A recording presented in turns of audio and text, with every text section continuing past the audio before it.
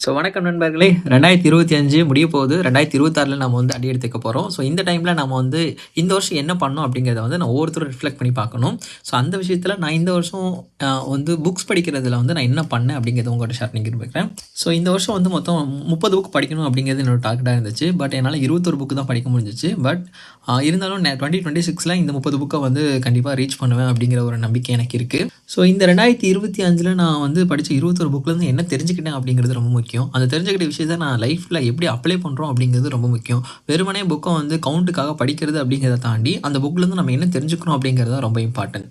பெரும்பாலும் நான் படிச்ச இந்த புக்குகள்லாம் வந்து என்ன சொல்லுது அப்படின்னா, நான் வந்து பெரும்பாலும் பயணிக்கணும் அப்படிங்கிறத வந்து ஒவ்வொரு புக்கும் எனக்கு வந்து சொல்லுச்சு.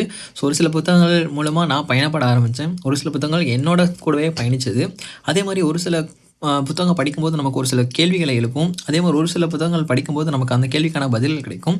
இந்த கேள்விகள், பதில்கள், புரிதல், இந்த புதிர்கள் எல்லாமே வந்து தாண்டி நம்ம லைஃப்ல எப்படி வந்து இத நம்ம வந்து எடுத்துக்கிட்டு போறோம் அப்படிங்கிறது ரொம்ப முக்கியம்.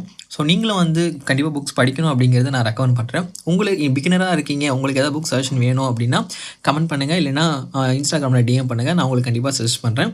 கண்டிப்பா ரீடிங் அப்படிங்கிறது ஒரு குட் ஹேபிட் அப்படிங்கிறத தாண்டி, அது வந்து உங்களோட லைஃப் ஸ்டைல வந்து அடுத்த கட்டத்துக்கு கொண்டு போகும் அப்படிங்கிறத நான் நம்புறேன். நீங்களும் நம்புறீங்க அப்படின்னா, கண்டிப்பா புக்ஸ் ரீட் பண்ற ஹேபிட்ட வளர்த்துக்கோங்க.